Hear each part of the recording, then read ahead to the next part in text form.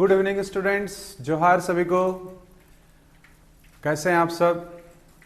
और आज आपके समक्ष मैं प्रस्तुत हूं केमिस्ट्री का मॉडल सेट लेकर।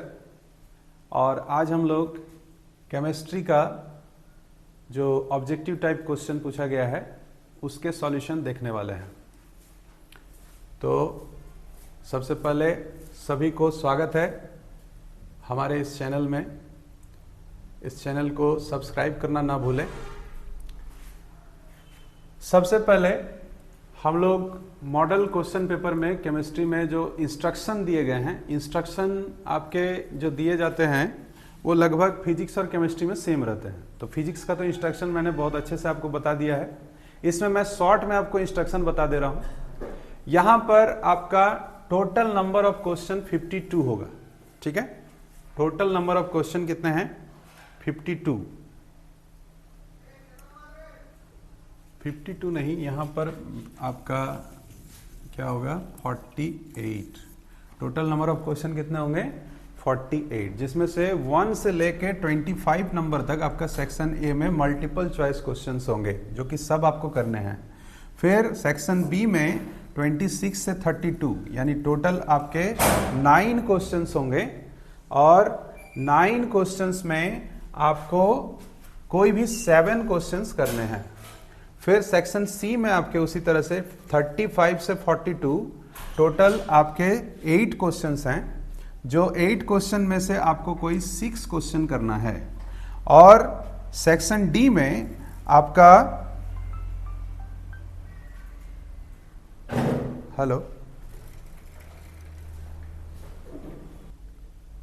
सेक्शन डी में आपका 43 से 48 टोटल 6 क्वेश्चन है। उसमें से कोई 4 क्वेश्चन आपको करना है, कोई 4 क्वेश्चन बनाना है।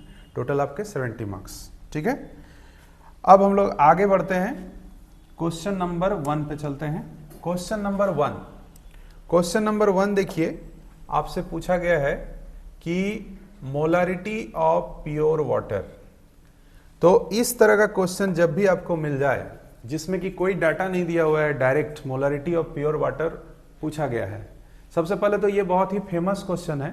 इसका आंसर आपको ऐसे ही याद होना चाहिए, 55.55 मोलर। इसको निकालने का तरीका भी मैं बता देता हूं। जब मोलारिटी ऑफ प्योर वाटर पूछा गया तो प्योर वाटर का डेंसिटी आपको पता होना चाहिए। प्योर वाटर का डेंसिटी कितना होता है? 1 ग्राम पर ml। ओके, तो इसका यूज करके हम इसकी मोलरिटी को निकालेंगे। मोलरिटी फाइंड करने के लिए फॉर्मूला होता है हमारा number of moles of solute divided by volume of solution in litre, यही होता है। तो number of moles of solute given mass by molar mass. Given mass यहां पर 1 ग्राम ले रहे हैं हम लोग। 1 बाय मोलर मास वाटर का 18 होता है, आपको पता है 18 ग्राम वाटर का। H2 2 ग्राम और O 16, तो 16 और 2 18। यहाँ वॉल्यूम आपका यहाँ पर 1 ml लिया हुआ है। इसको जब हम चेंज करेंगे तो 1/1000 लीटर हो जाए। यानी हमारा जो आंसर आएगा वो 1000/18 दैट इज 55.55 मोलर आ जाएगा। ठीक है, आफ्टर दैट क्वेश्चन नंबर 2 में आपसे पूछा गया है कि which of the following reaction follows Markovnikov's rule. Markovnikov's rule के लिए आपके पास 2 चीज होना चाहिए, याद रखिएगा। इसके 2 कंडीशन है। पहला कंडीशन है कि आपके पास एक अनसिमेट्रिकल अल्कीन होना चाहिए। और साथ में दूसरा चीज हमारे पास HBr होना चाहिए या HCl होना चाहिए। तो सबसे पहला चीज यहां पर आपको Cl2 दिख रहा है, Br2 दिख रहा है, ये दोनों तो नहीं हो सकता। यानी HBr दिख रहा है, ये दोनों में से ही कोई एक हो सकता है। अब हमें देखना है अनसिमेट्रिकल अल्कीन। तो C2H4 आपका सिमेट्रिकल अल्कीन है, देख लीजिए C2H4 कैसा अल्कीन है? सिमेट्रिकल है। दोनों सेम दिख रहा है, सेम का मतलब सिमेट्रिकल। C3H6 जो हम देखेंगे C डबल बॉन्ड C है ना, C3H6 ये आपका अनसिमेट्रिकल है, ये आपका अनसिमेट्रिकल अल्कीन है, यानी हमारा राइट आंसर हो जाएगा option C. After that question number 3, during electrolysis of aqueous CuSO4 is deposited at. अच्छा, कॉपर कहां डिपॉजिट होगा? याद रखिएगा, जब भी इलेक्ट्रोलाइसिस की बात होगी और डिपोजिशन की बात होगी तो डिपोजिशन में हमेशा ये चीज ध्यान रखिएगा कि कैथोड पर डिपॉजिट होता है हमारा, तो यानी राइट आंसर हमारा कैथोड हो जाएगा। जब भी इलेक्ट्रोलाइसिस आपसे पूछा जाए और डिपोजिशन की बात की जाए, डिपॉजिट की बात की जाए, तो हमेशा कैथोड को आप टिक लगा दीजिएगा। Next question number 4। Question number 4 क्या पूछा है? द थर्ड सीरीज स्टेट, नहीं यहां पर थोड़ा सा आपका मिस प्रिंट है, ये क्या है? 3D सीरीज, थर्ड सीरीज नहीं होगा, क्या होगा? 3D सीरीज, ये होगा 3D सीरीज। 3D सीरीज कहां से कहां तक है ये पूछा गया है। 3D सीरीज कहां से स्टार्ट होता है? स्टेट नहीं, स्टार्ट्स फ्रॉम। तो 3D सीरीज हमारा एटॉमिक नंबर 21 से लेके 30 आपको पता होना चाहिए, स्कैंडियम से जिंक तक ये हमारा 3D सीरीज है ना। इसका एटॉमिक नंबर 21 से जिंक का 30 होता है, तो राइट आंसर ए हो जाएगा। Question number 5। क्वेश्चन नंबर 5 में आपसे पूछा है CH3CH2I प्लस KCN। थोड़ा सा मैं इसे पहले साफ कर लेता हूं, आप वीडियो को रोक कर लिख सकते हैं, अगर किसी का छूट रहा हो तो वीडियो को रोक कर आप लिख सकते हैं फिर से, ठीक है। अब देखिए, बहुत ही अच्छा क्वेश्चन एक दिया गया है, ये दिया गया आपको CH3CH2I इथाइल आयोडाइड और इसके साथ KCN को रिएक्ट कराया गया है, क्या बनेगा आपको ये बताना है। तो याद रखिएगा, ये CN जो है ये यहां चला आता है और ये I उधर चला जाएगा, यानी ये बन जाएगा CH3CH2CN और प्लस KI बनेगा। यहां पर हमारा जो ऑप्शन बी है वो राइट आंसर होगा।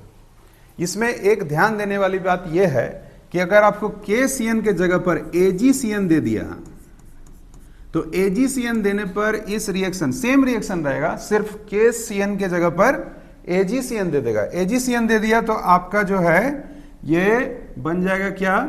CH3CH2NC यानी आइसोसाइनाइड बनता है। ये एक एक्सेप्शनल केस है, इसको भी ध्यान रखिएगा, कभी कभी पूछ देगा आपको एक्सेप्शनल केस में कि अगर हम लोग AgCN से रिएक्ट कराएंगे CH3CH2I को तो हमारा क्या बनेगा, तो वहां पर क्या बन जाता है? आइसोसाइनाइड। ऐसे हमारा क्या राइट आंसर होगा? Cyanide, ethyl cyanide. B is your right answer.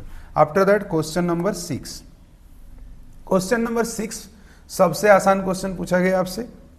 Question number 6 क्या है कि दो सॉल्यूशन आपको दिए गए हैं, उनका जो है प्रेशर सेम है, ऑस्मोटिक प्रेशर सेम है। तो सेम का मतलब आइसो होता है, याद रखिएगा। सेम जो है ये आइसो से रिलेटेड है, तो same osmotic pressure that means isotonic.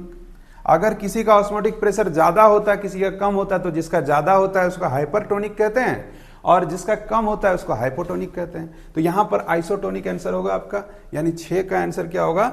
A. After that question number 7, molar conductivity is maximum for the solution of concentration. Molar conductivity कब मैक्सिमम होगी? तो मोलर कंडक्टिविटी याद रखिएगा, lambda m not is directly proportional to 1/m, यानी inversely proportional to molarity होती है। जिसकी molarity जितनी कम होगी उसका कंडक्टिविटी उतना ज्यादा होगा। तो यहां पर सबसे कम मोलरिटी हमें जो दिख रही है वो डी ऑप्शन दिख रहा है, 0.001 मोल, यानी लास्ट वाला ऑप्शन आपका राइट आंसर होगा। Question number 8, which of the following ion will form coloured compound. Coloured compound जब भी आपसे पूछे और ऑप्शन में अगर Mn है तो आंख मूंद के इसको मार दीजिए, ठीक सही हो जाएगा। Mn2+ सबसे ज्यादा कलर्ड कॉम्प्लेक्स बनाने का जो ये है, ये चारों आपके 3D के ही हैं, 3D सीरीज के ही हैं, लेकिन इसमें से अनपेयर्ड इलेक्ट्रॉन जिसमें होता है वो कलर्ड कॉम्प्लेक्स बनाता है। तो अनपेयर्ड इलेक्ट्रॉन आपका स्कैंडियम में, स्कैंडियम 3+ में कोई अनपेयर्ड इलेक्ट्रॉन नहीं है, क्योंकि इसका क्या होगा? 18 हो जाएगा, 21 होता है, 3 माइनस करेंगे तो 18 हो जाएगा, यानी कि आर्गन जैसा हो जाएगा ये। अगर हम जिंक की बात करें तो Zn2+ है, तो इसका क्या होगा, आर्गन होगा और प्लस आपका 3d10 हो जाएगा। अगर हम टाइटेनियम की बात करें, टाइटेनियम 4+, तो ये भी आर्गन हो जाएगा। क्यों? क्योंकि 4 इलेक्ट्रॉन यहां भी निकल गए, 18 इलेक्ट्रॉन हो गए। ठीक है, आपका Mn2+ जो होता है, इसका Mn का होता है 25, 25 में 2 इलेक्ट्रॉन चला गया 23, यानी आर्गन 18 प्लस 3d5। जब आप d ऑर्बिटल को देखेंगे तो d हमारा जो फिलअप होगा वो सब हाफ फिल्ड होगा, यानी सबसे ज्यादा अनपेयर्ड इलेक्ट्रॉन इसमें है, इसीलिए हमारा राइट आंसर क्या होगा, Mn2+। After that which of the following is not a colligative property. तो 4 कॉलिगेटिव प्रॉपर्टी है, इसमें 3 दिए हुए हैं। देखिए, relative lowering of vapour pressure, it is a colligative property. Depression in freezing point, it is also a colligative property. Elevation of boiling point, it is also a colligative property. एक और छूट रहा है, दैट इज ऑस्मोटिक प्रेशर। यहां पर lowering of vapour pressure दिया हुआ है आपको कंफ्यूज करने के लिए। लोअरिंग ऑफ वेपर प्रेशर जब भी दिया हुआ रहेगा, याद रखिएगा ये कभी भी ये कॉलिगेटिव प्रॉपर्टी नहीं होगी। Relative lowering of vapour pressure is a colligative property, but lowering of vapour pressure is not a colligative property. तो जो यहां पर गलत है वही पूछा गया है, तो वही उसका राइट आंसर हो जाएगा, यानी option A is the right answer. After that a galvanic cell is constructed with, galvanic cell बना हुआ है, इसमें आपका रिडक्शन पोटेंशियल दिया हुआ है Zn2+ Zn minus 0.76 volt reduction potential दिया हुआ है, और Fe2+ Fe का रिडक्शन पोटेंशियल माइनस 0.41। याद रखिएगा, जिसका रिडक्शन पोटेंशियल ज्यादा है वो कैथोड है, और जिसका रिडक्शन पोटेंशियल कम है वो एनोड है। तो कैथोड में से एनोड को यहां माइनस करेंगे, तो कैथोड में से एनोड को माइनस करेंगे तो ई सेल निकलेगा, हमारा ईएमएफ निकल जाएगा, यानी कैथोड हमारा यहां पर क्या हो जाएगा, माइनस 0.41 दैट इज Fe, और minus 0.76 that is anode that is zinc. यहां पर जब आप इसको सॉल्व करेंगे तो आ जाएगा प्लस 0.35 प्लस 0.35, यानी सी ऑप्शन।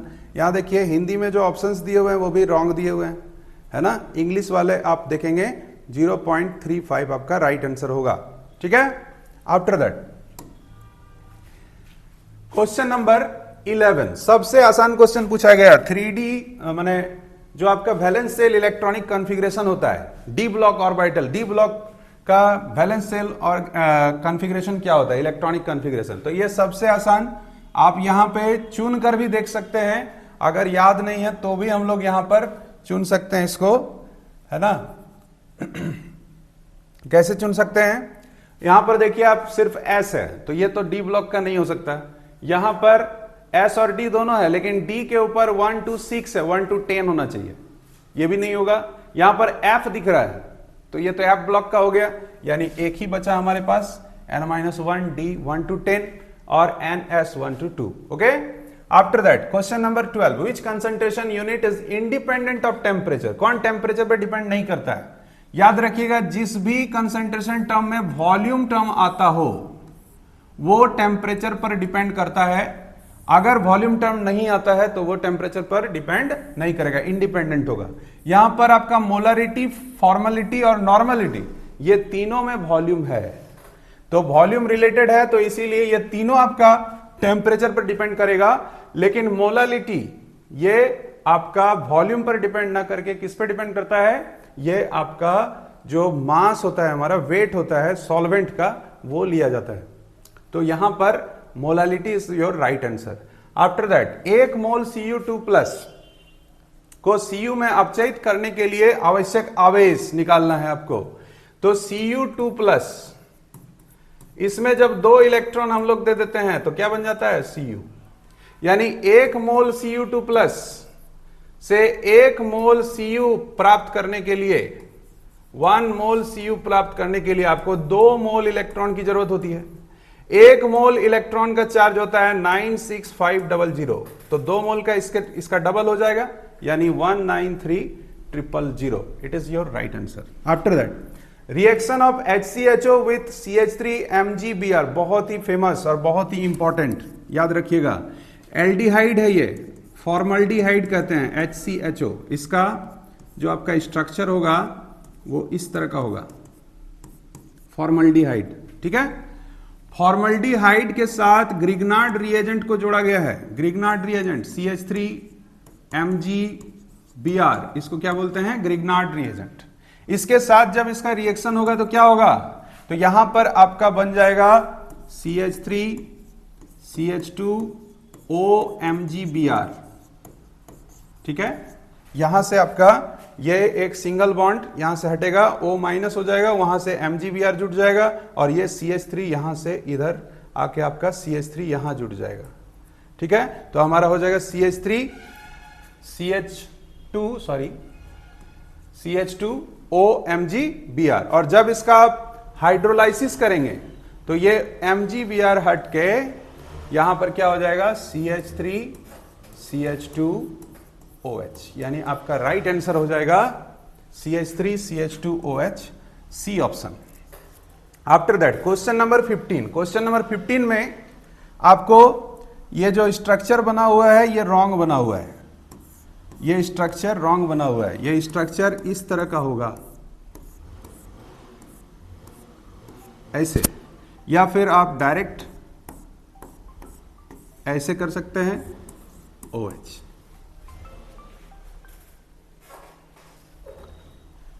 तो यहां ये जो आपका है दोनों एक साथ दे दिया गया है ना। दोनों डबल बॉन्ड आपका यहां पे और यहां पे दो डबल बॉन्ड एक साथ दिख रहा है, ऐसा नहीं होता है, ऐसा होता है, ठीक है। इसको बोलते हैं हम लोग फिनॉल। तो फिनॉल को जब हम जिंक डस्ट से रिएक्ट कराते हैं, जिंक डस्ट, इसको जब इसके प्रेजेंस में हीट करते हैं तो हमारा ये OH हट जाता है, यानी हमारे पास बेंजीन आ जाएगा। क्या आ जाएगा? ए नंबर ऑप्शन आपका राइट हो जाएगा। यहां पे क्या बनेगा? Benzene. Okay. After that question number 16। Question number 16 में आपको रेट दिया हुआ है, इसको थोड़ा बड़ा मैं कर लेता हूं। क्वेश्चन नंबर 16, इसमें आपको रेट दिया हुआ है। रेट इज इक्वल टू दिया हुआ है KSO2Cl2 होल, है ना, इस तरह से KSO2Cl2 लिखा हुआ है और ये कंसंट्रेशन टर्म एक ब्रैकेट में बंधा हुआ है। यहां पर 1 लगा दीजिए, कुछ नहीं है तो क्या है? 1 है। डायरेक्ट आपको पता चल गया ये कौन सा ऑर्डर है? First order reaction. इसके ऊपर जो चार्ज रहता है, इसके ऊपर जो नंबर रहता है ना, वो होता है। तो यहां पर आपका फर्स्ट ऑर्डर रिएक्शन होगा ये। After that which of the following elements exhibit maximum oxidation state. आपको मैंने अभी एक क्वेश्चन बताया जिसमें आपको बोला कि मैंगनीज अगर ऑप्शन में है तो 90% चांस है कि वही राइट आंसर होगा। यहां पर भी मैंगनीज आपका राइट आंसर होगा। ऑक्सीडेशन स्टेट मैंगनीज +2 से +7, इतना रेंज ये दिखाता है, यानी सबसे ज्यादा ऑक्सीडेशन स्टेट किसका होगा?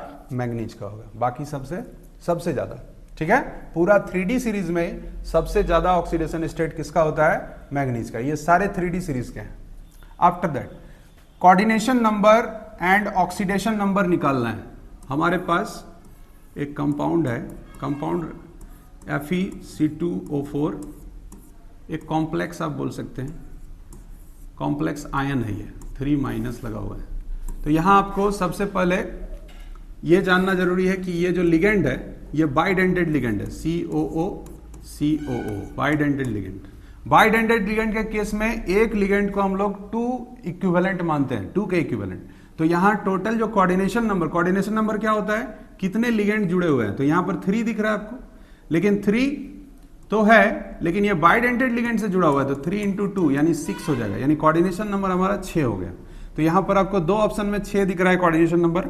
अब हमें चाहिए क्या? Oxidation state. ऑक्सीडेशन स्टेट निकालने के लिए इसको X मान लेंगे, Fe का ऑक्सीडेशन स्टेट चाहिए हमें, सेंट्रल मेटल एटम। और यहां पर इसका -2 होता है। तो जब इसको हम सॉल्व करेंगे, X + -2 × 3 बराबर कितना आना चाहिए? -3 आना चाहिए। यहां पर जो चार्ज है उतना आना चाहिए। तो यहां पर X - 6 = -3, दैट मीन्स X = +3 आ जाएगा, यानी +3 ऑक्सीडेशन स्टेट और 6 आपका कोऑर्डिनेशन नंबर हो गया। 18 का A ऑप्शन राइट होगा। आफ्टर दैट 19 नंबर, 19 में आपसे पूछा गया है कि which one is the solvate which show the solvate isomerism. Solvate isomerism किसमें दिखाया जा रहा है? सॉल्वेट आइसोमरिज्म जिसमें सॉल्वेंट मॉलिक्यूल हो, जैसे वाटर। वो सॉल्वेंट मॉलिक्यूल आपका सेंट्रल मेटल एटम के साथ भी हो सकता है। तो सॉल्वेंट मॉलिक्यूल जब भी बात हो, सॉल्वेंट जो सॉल्वेट आइसोमरिज्म होता है उसमें सॉल्वेंट होता है जस्ट लाइक H2O। तो याद रखिएगा जिसमें आपको जनरली H2O दिख जाए वही आपका राइट आंसर होगा। तो यहां सब में NH3SO4 NH3 H2O यहां दिख रहा है, यानी सॉल्वेंट हमारा सॉल्वेट आइसोमरिज्म CrH2O6 Cl3 के द्वारा दिखाया जाएगा। ठीक है। आफ्टर दैट ये वाला जो आपको पूछा गया है इसका नाम पूछा गया, it is a name reaction. तो जहां पर हम लोग इथाइल क्लोराइड है ना, एक इथाइल क्लोराइड लिए हुए हैं, इथाइल क्लोराइड में NaI सोडियम आयोडाइड लिया गया है। तो सोडियम आयोडाइड लिया गया है और इसको हीट किया जा रहा है एसीटोन के प्रेजेंस में, तो हमारा बन जा रहा है, यानी ये आयन का एक्सचेंज हो रहा है। आप देख सकते हैं Cl यहां है, यहां पर I है, यहां पर I चला गया, CH3 CH2 I बन गया और NaCl। इस रिएक्शन का नाम है फिंकलस्टीन रिएक्शन। तो इसको याद रखिएगा। ऐसे नेम रिएक्शन का मैं वीडियो बहुत जल्द लाने वाला हूं। नेम रिएक्शन आपको एक एक बताया जाएगा पूरा अच्छा से। तो फिंकलस्टीन रिएक्शन ये इसका नाम हो जाएगा। याद रखिएगा यहां पर अगर Na के जगह पर NaI जो दिया हुआ है, Na के जगह पर अगर Ag होता तो इसका नाम हो जाता स्वार्ट्स रिएक्शन। ठीक है। तो अभी हमारा राइट आंसर क्या होगा? C, Finkelstein reaction. After that question number 21 में पूछा गया है which of the following will undergo aldol condensation. तो अल्डोल कंडेंसेशन कौन जाता है? जिसमें अल्फा हाइड्रोजन होता है। अल्फा हाइड्रोजन समझते हैं, जैसे मान लीजिए इसका हम देखना चाह रहे हैं कि अल्फा हाइड्रोजन कितने हैं। डबल बॉन्ड CHO है ना। तो यहां पर आपका CHO से जुड़ा हुआ जो हाइड्रोजन है उसको अल्फा हाइड्रोजन, यहां पर आपका अल्फा हाइड्रोजन तो है लेकिन उसका हाइब्रिडाइजेशन जो है वो sp3 नहीं है। sp3 हाइब्रिडाइजेशन हमें यहां पर देखने को मिल रहा है। अगर आप ऑर्गेनिक ठीक से नहीं पढ़े हैं, ये समझने में थोड़ा सा दिक्कत हो सकता है। CH3CHO ऐसा कर दिए। आप देखिए ये CHO ग्रुप से जो कार्बन जुड़ा हुआ होता है उसको हम लोग बोलते हैं अल्फा कार्बन। अल्फा कार्बन, अच्छा इससे भी रिलेटेड ये नहीं है, ये डायरेक्ट आपको हाइड्रोजन देखना है। तो यहां पर अल्फा हाइड्रोजन आपको मिल रहा है। ठीक है। और इसका जो यहां पर sp3 आपको दिख रहा है। तो राइट आंसर क्या हो जाएगा? CH3CHO। Okay. After that question number 22 one of the reagents for Gattermann reaction. Gattermann reaction में कौन सा रिएजेंट हम लोग यूज करते हैं? गेटरमैन रिएक्शन में जो रिएजेंट यूज होता है वो होता है CuHCl। CuHCl याद रखिएगा, CuHCl गेटरमैन कोच। ठीक है। CuHCl यूज होता है। ठीक है। अगर इसी के जगह पर सेंडमेयर रिएक्शन पूछा जाए तो वहां CuCl2HCl यूज करते हैं। ठीक है।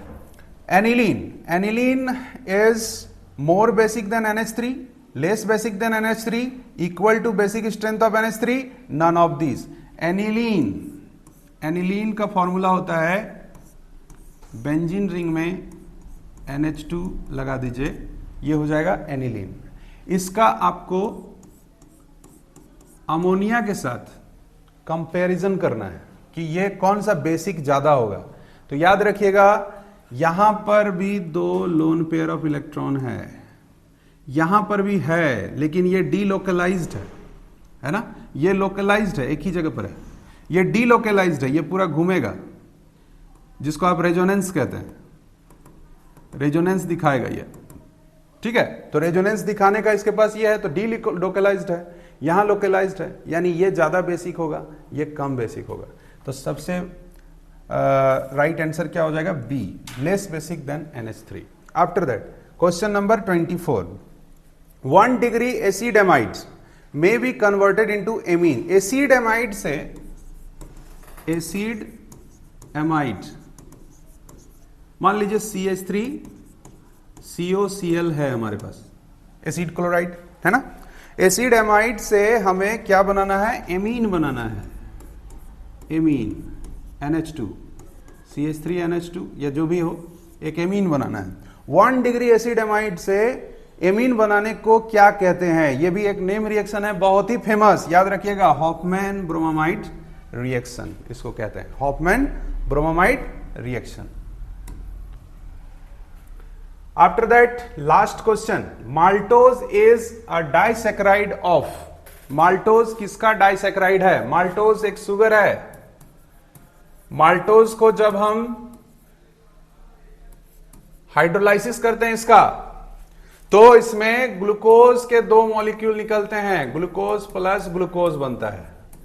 अब आपका आंसर रेडी है, दिखाई दे रहा है यहां पे, ग्लूकोज एंड ग्लूकोज, यानी right answer will be C. Okay, तो थैंक यू, आज हम लोग सारे ऑब्जेक्टिव क्वेश्चन कर लिए हैं, बहुत जल्द हम लोग सब्जेक्टिव क्वेश्चन के साथ आपके समक्ष प्रस्तुत होंगे।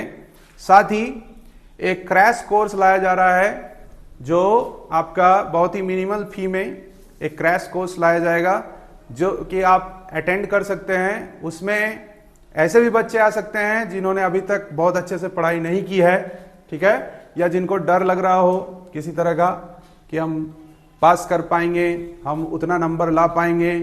अगर आपको बहुत अच्छे से करना है, आप हमारा कोर्स ज्वाइन कर सकते हैं। ओके, थैंक यू, शुभ रात्रि, सब्बा खैर।